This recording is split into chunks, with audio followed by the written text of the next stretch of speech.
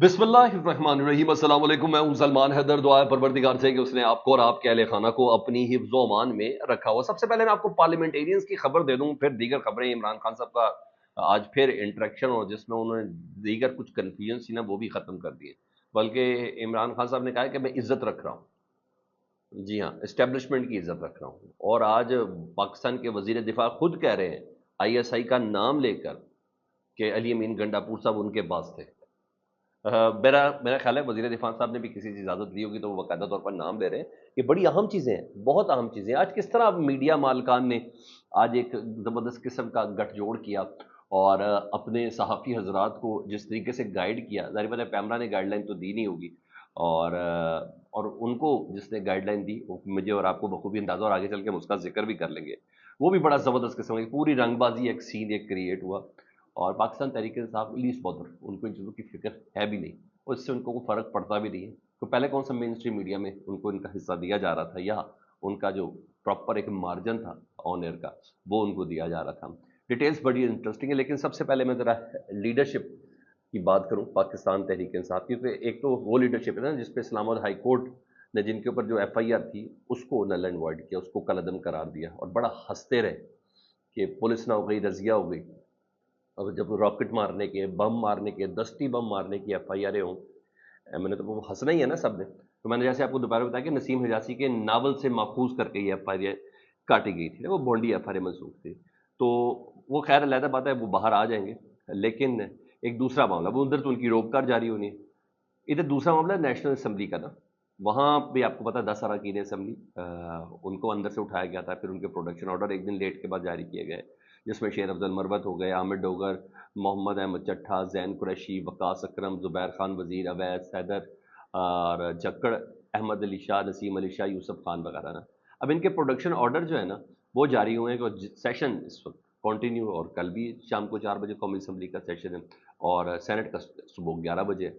तो इन तमाम अफराद को वापस नहीं भेजा जा रहा है और इन तमाम अफराद के लिए जो अरकान असम्बली की जो रिहाइश है जिसको पार्लियामेंट लॉजेस कहते हैं, उन पार्लियामेंट लॉजेस को ही उनके लिए सब जेल करार दे दिया गया है।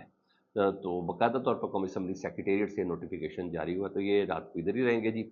और बल्कि जब तक ये सेशन जारी रहेगा तब तक इनके खैर सब चीज़ें बहुत हद तक इस्लामाबाद हाई कोर्ट के फैसले के बाद पता चल चुकी है कि किस पर कौन सी क्या FIR थी। लेकिन बहरहाल इन 10 को इस वजह से उठाया गया है, इनको तकरीरों के मंदरजात पे नहीं उठाया गया था। इनको उठाया गया था कि जलसा 1.5 घंटा लेट कैसे हुआ।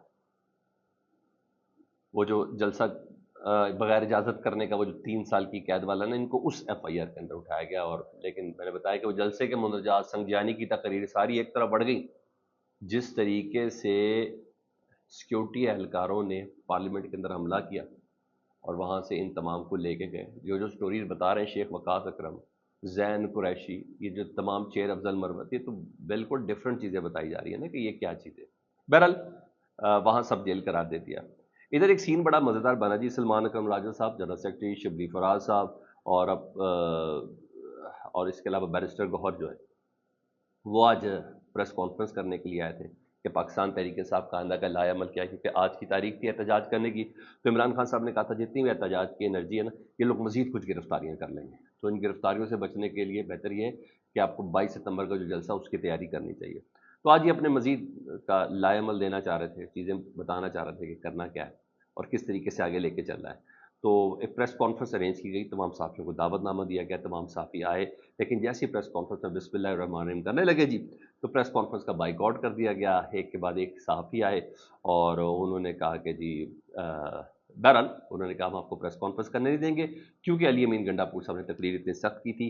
हालांकि मैंने कहा रंगबाजी भी एक अपनी महराज पर होती है ना। हालांकि एक रोज़ पहले ही असम्बली के फ्लोर पर वो जो सहाफ़ियों का जो डेस्क होता है, जो जर्नलिस्ट का डेस्क होता है, उसके करीब जाके बाकायदा तौर पर चेयरमैन बैरिस्टर गौहर और अपोजिशन लीडर उमर अयूब साहब ने अली अमीन गंडापुर के बिहाफ पर माजरत की थी कि वो फर्द जज्बात में बहुत आगे बह गए, उनको ये तमाम चीज़ें नहीं थी। अब तकरीर का सिर्फ ये वाला आस्पेक्ट जिसमें साफ़ी अफजरात के हवाले से उन्होंने कहा था मेरा नोट रखा, मेरा मूड बने और ये वो पुरानी चीज़ें जो थी, उस पर उन्होंने कहा कि लिफाफी हैं और ये वो तमाम चीज़ों से मुतालिक। तो इन्होंने माजरत कर ली थी, चेयरमैन ने भी और अपोजिशन लीडर ने भी। अच्छा, उसके बाद कल इमरान खान साहब से जब साहब ने सवाल किया तो इमरान खान साहब ने भी कहा कि मेरे पास उतनी इन्फॉर्मेशन आती है, एक PTV मेरे पास चलता है, 2 अखबार ज़रूर होते हैं, لیکن علی امین گنڈاپور صاحب نے یہ کہا تو میں بھرپور مذمت کرتا ہوں، علی امین گنڈاپور کو اپنے جوش قدامت میں یہ سب کچھ نہیں بولنا چاہیے تھا۔ عمران خان صاحب نے خود بھی اس کی بھرپور مذمت کی تھی، لیکن ابھی سین کچھ ڈفرینٹ ہے۔ یہ وہی میڈیا جس پہ عمران خان صاحب کا نام ٹکر تک پر رکھنا حرام تصور کیا جاتا ہے، یہ وہی میڈیا، اس کو آپ نے ذرا ذہن میں رکھنا ہے۔ تو آج پوری گائیڈ لائن تھی جی ان کے پاس چینل مالکان کی طرف سے، میڈیا مالکان کی جانب سے، کہ آپ لوگوں کا احتجاج کرنا ہے، اس پریس کانفرنس کو خراب کرنا ہے، پھر جس طریقے سے آپ احتجاج کریں گے اس کو ہم پوری ہائپ دیں گے، اور اب سے تھوڑی دیر تک پورا پرائم ٹائم شروع ہو جانا ہے، اور آپ اس پہ باقاعدہ طور پر ایک چنک رکھا جائے گا، وہ 15 سے 20 منٹ ضرور رکھے جائیں گے، تو ایک پورا سین کریٹ کرنا ہے، پھر احتجاج کو بھرپور طریقے سے نشر کرنا اور اس کی کوریج کرنی ہے نا کہ احتجاج کس طریقے سے ہوا۔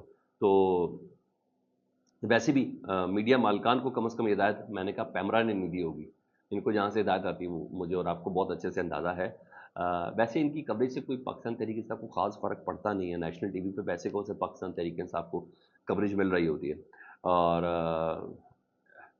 میں نے بولا اتنی طاقت ہے انصاف کی ذات کی کہ صرف ٹکر پہ عمران خان نہیں لکھوا سکتے، صرف اتنی ان کو اجازت نہیں ہے۔ تو پی ٹی آئی کو ویسا میرا خیال ہے کہ ویسے معافی خلافی بہت ہوگی، تھوڑا سا اگریسو، تھوڑا جارحانہ انداز اپنانا چاہیے، اور معافی مانگ لی، ایکسکیوز کر لیا، اخلاقیات یہی ہیں، یہی سب کچھ ہے، ٹھیک ہے۔ اور پاکستان تحریک انصاف تو ویسے بھی چل رہی ہے پوری ڈیجیٹل میڈیا پہ، وہ نیشنل میڈیا کی وجہ سے تو پاپولر نہیں ہے، ان کا ویو، ان کا point of view digital media پر چل رہا ہوتا ہے، تو وہ تو ویسے ہی بہت آگے ہیں، اور یعنی آپ یوں کہہ لیں ڈیجیٹل میڈیا کی شکل میں پاکستان تحریک انصاف نے اپنا میڈیا بنا لیا ہے، وہ کہتے ہیں اپنا پہاڑ کھود کے انہوں نے اپنا دریا نکال لیا، لائک یہ والی پوزیشن ہے۔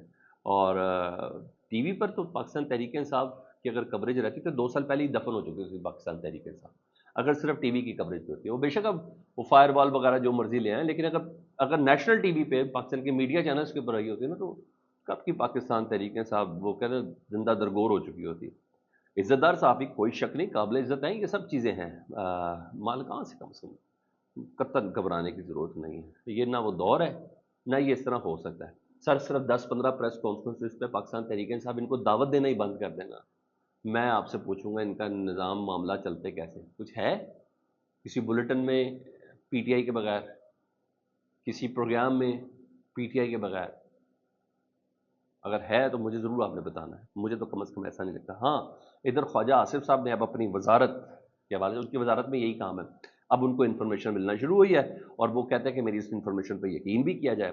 خواجہ آصف صاحب کہتے ہیں کہ چیف منسٹر خیبر پختونخوا علی امین گنڈاپور صاحب ہے نا، وہ ساری رات 9 تاریخ کی رات کو نا، ساری رات وہ،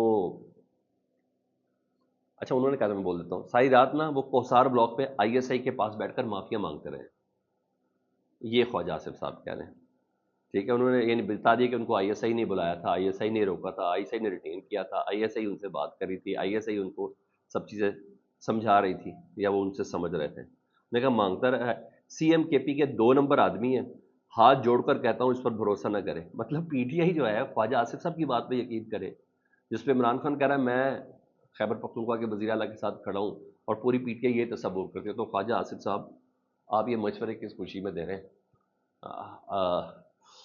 تو بہرحال ان پہ بھروسہ نہیں کرنا۔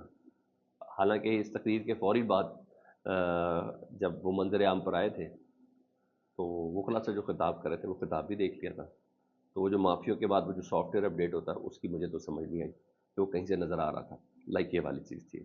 ادھر عمران خان صاحب نے مولانا فضل الرحمان صاحب جو ہے ان کے بیان کو خوشائند قرار دیا ہے، اس حد تک کہ اسمبلی کے فلور پر مولانا صاحب نے یہ کہا کہ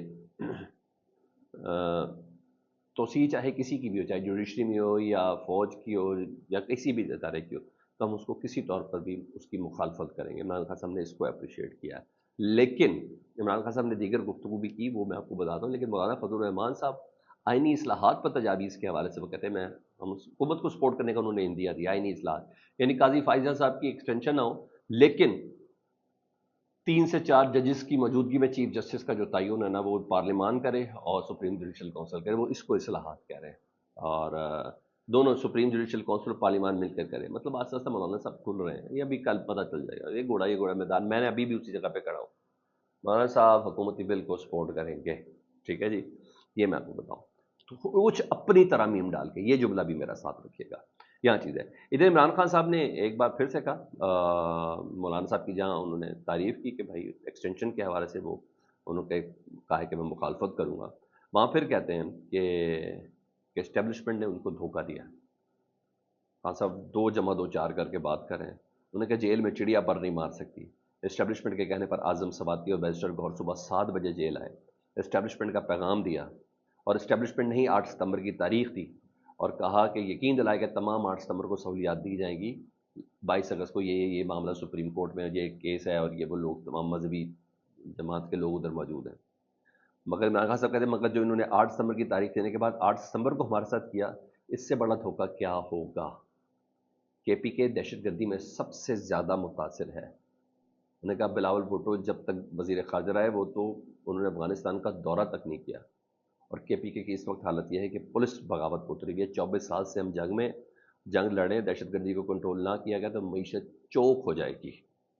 رہی بات علی امین گنڈا پور صاحب کی کہ وہ کدھر تھے، میں نے کہا علی امین گنڈا پور صاحب کا کسی کو نہیں پتا تھا وہ کدھر ہے، وہ ان کی لاج رکھ رہا ہے، بول نہیں رہا۔ خان صاحب اب تو خواجہ آصف صاحب بول رہے ہیں، اب علی امین گنڈا پور صاحب کو بول دینا چاہیے۔ فیڈ بیک سے متعلق ضرور آگاہ کیجیے گا، اپنا بہت زیادہ خیال رکھیں۔ اللہم صلی علی محمد و آل محمد۔